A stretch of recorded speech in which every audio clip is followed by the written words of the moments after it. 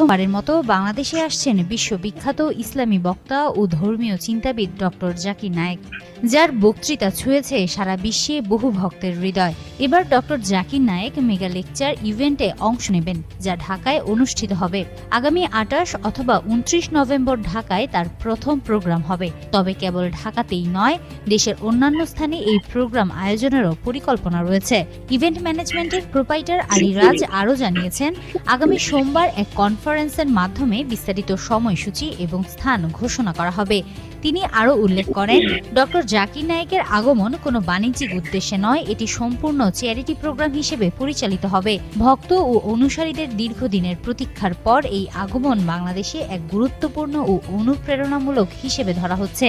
ধর্মীয় শিক্ষার প্রসার, তরুণ সমাজের মননশীলতা এবং সমাজে ইতিবাচক প্রভাব বিস্তার, এসব ক্ষেত্রে ডক্টর জাকির নায়েকের বক্তব্য বিশেষ ভূমিকা রাখবে বলে মনে করা হচ্ছে।